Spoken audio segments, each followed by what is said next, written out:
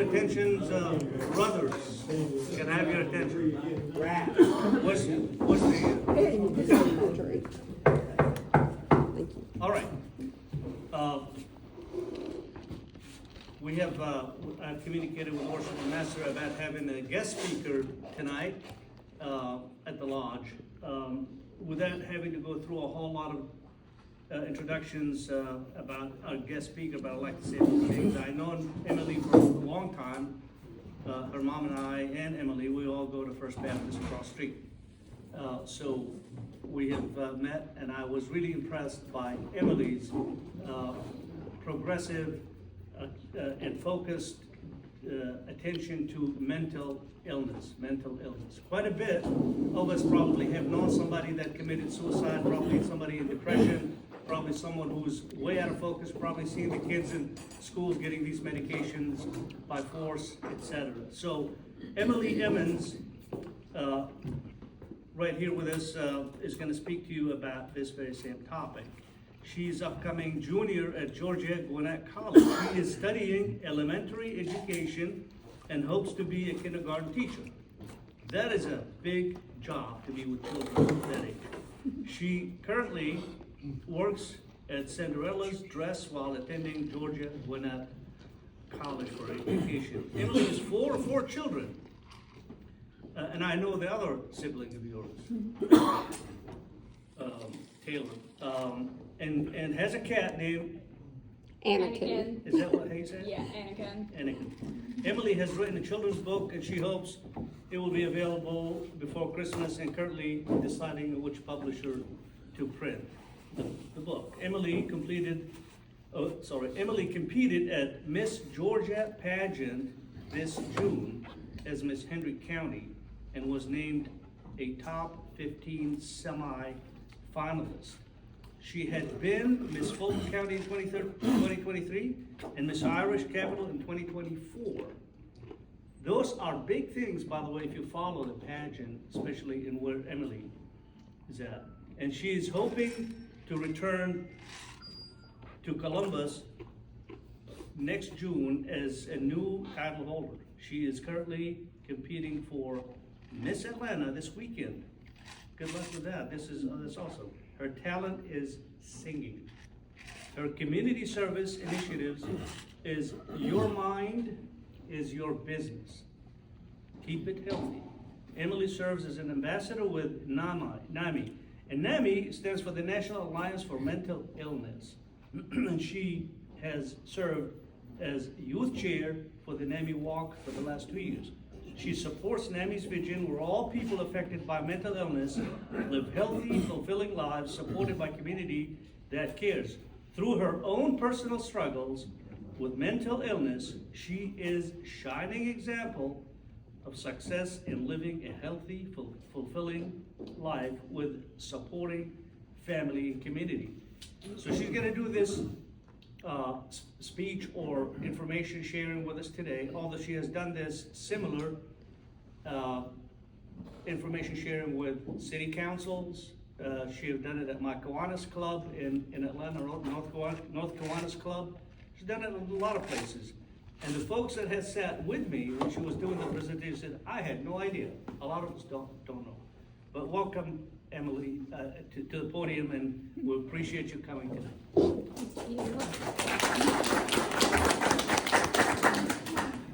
Well, hi, everybody. How is everybody tonight? Doing good. Good. Well, first off, let me start by saying this. I don't actually live in Henry County. I live in Grayson, over here, like just 10 minutes away. And, but it was an open pageant, so meaning anybody could do it. There's open and closed pageants. So yeah, I just wanted to like preference that before everybody's like, oh, she's from Henry County, and I'm not, so. You know, I live in Grayson too, so I understand now why you got elected. Yes. Thank you. All right, so good evening, and thank you so much for having me here tonight. My name is Emily Emmons. I'm Miss Henry County 2025, and I'm currently a junior at Georgia Gwinnett College studying elementary education. But here's a little bit of a truth. I hate school, and I want to be a teacher. That might sound a little bit coming from me that is studying to be a teacher, but I've struggled with school for as long as I can remember. I have never ever failed a grade, but I have always managed to keep at least decent grades. I was never organized, because you could tell, because my backpack was always just an utter mess. And my assignments were always scattered, and my brain was working a little bit differently. Still, I had one saving grace, and that was my teacher, Miss Pounds. She was my kindergarten teacher, and again, my second grade teacher. She was kind, patient, and gentle with me. Even though I wasn't like everyone else, she made me feel like I belonged. She's the reason why I actually want to be a kindergarten teacher. I want to be just like her, where I'm kind, understanding, and patient. 5th grade, things were a lot different. I realized one day I would know something, and then other days I wouldn't. One night I actually went to my parents' room and I just cried because I didn't understand why I would just know one thing one day and then forget the same thing the next day. But my mom, who is also a teacher, who's over here, Thank you. she saw some of the signs. We were told by my kindergarten teacher, Ms. Pounds, that I would be struggling in school, and we found out why later on in life, that her daughter was just like me, and you'll see why in a little bit. So when I was in 5th grade, I found out I had ADHD.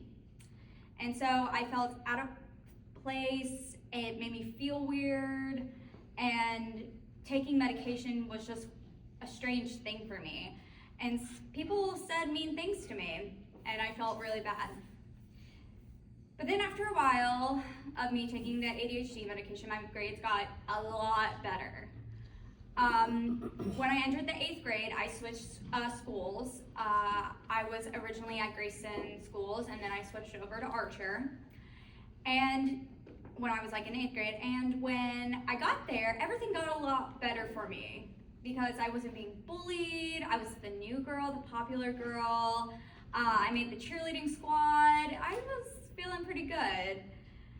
And then high school started, and it was amazing. I was cheering, performing in theater, leading in clubs and organizations, and I was even a state officer for a student leadership organization that I was a part of, which is called FCCLA.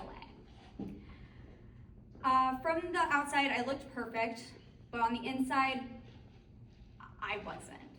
I didn't feel perfect.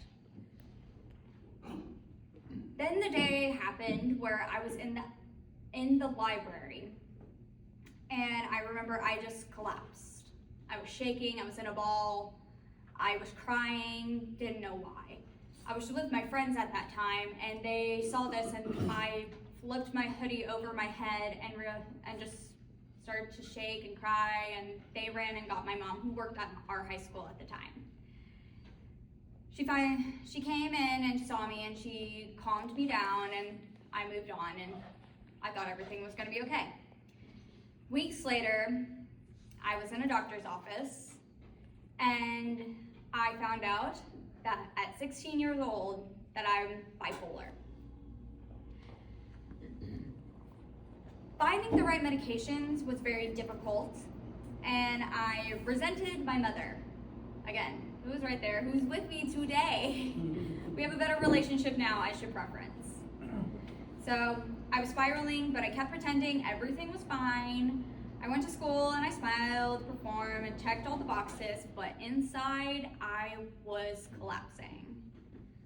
Senior year was supposed to be my fresh start. However, I was class of 2020. So by the time in March, everything shut down.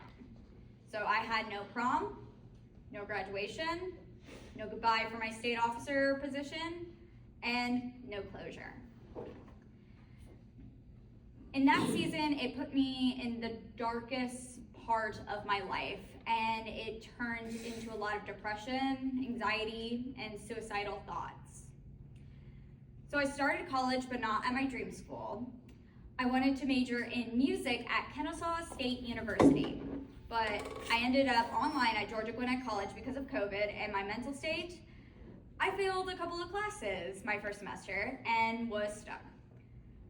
When the restrictions had lifted, I tried to leave everything by surrounding myself with people who didn't have my best interests at heart. By October of 2021, I reached a breaking point. I was ready to just get away.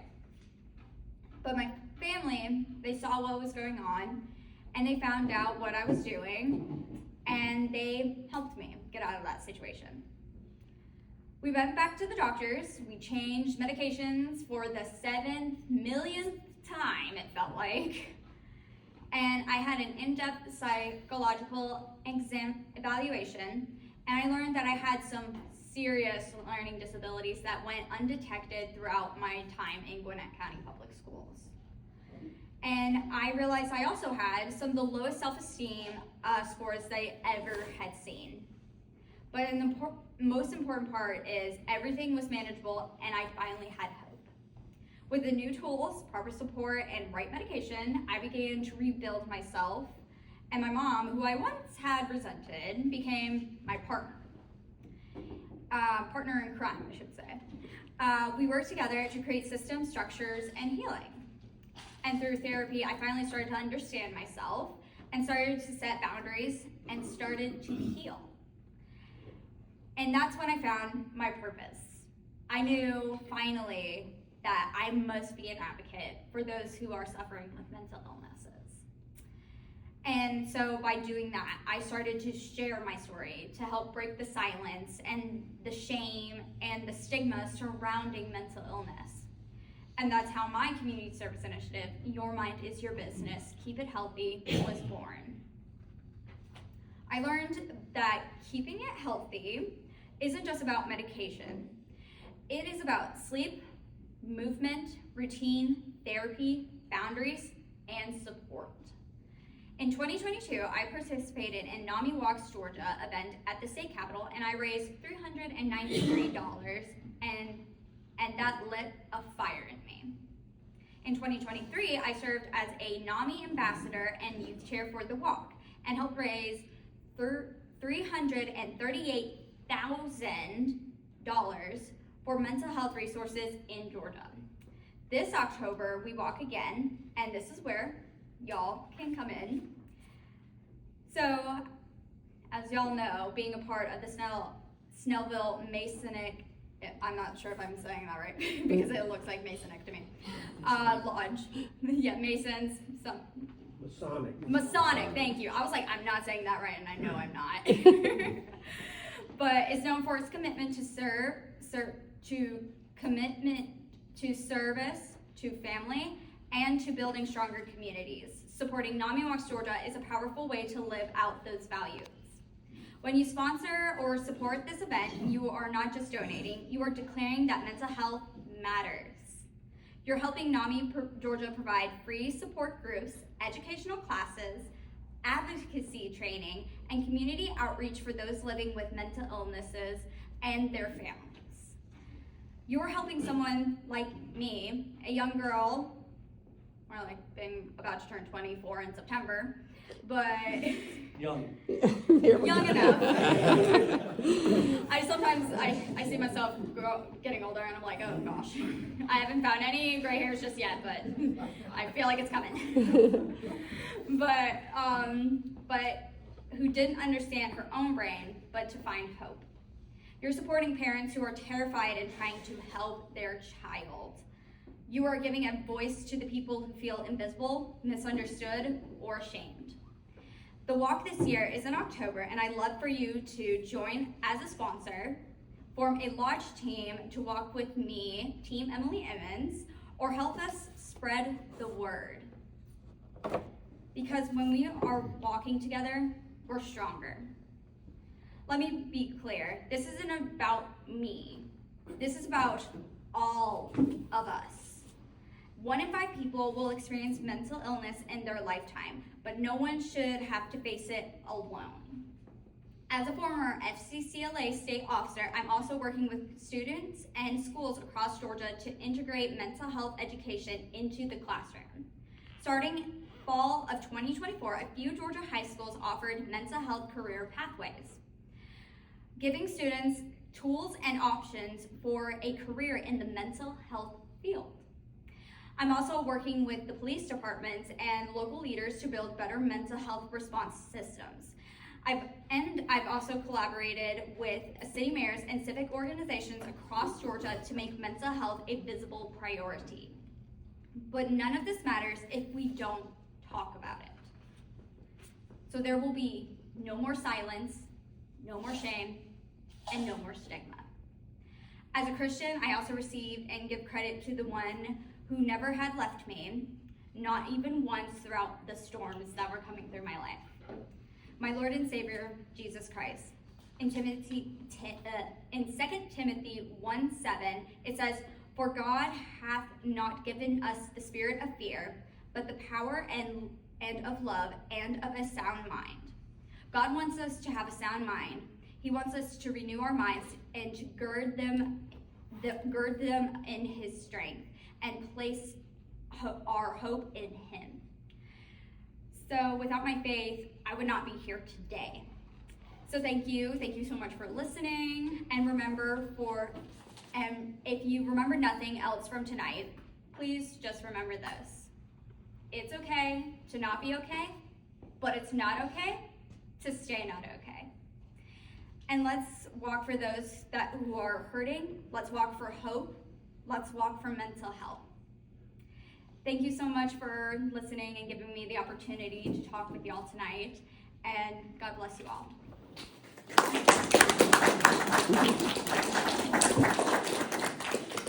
And if y'all have any questions, you can come up to me before you go into the meeting. And yeah. I'll let the worship will conclude. We do have some of these. Oh, yes. NAMI pamphlets, I have a few. I also have autograph pictures if you'd like her autograph.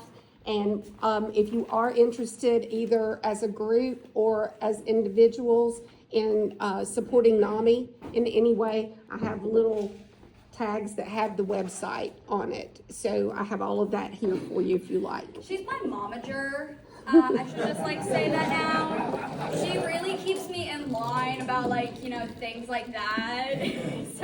And we also have mental health awareness pins. They're green, they're a lime green. If you want one, you can also come up and get one as well. So visit her table. Again, Emily, I'm so proud of you because I know people within my friendship and my circle who are having difficulties in mental health illness in churches, in schools. As you all know, I'm a college teacher, and I go and I meet a lot of students, just like yourself, who one day they're doing A's 100%, second week or the third week they are absolutely miserable, and I have to sit with them and promote the confidence level in them to be able to help bring them out.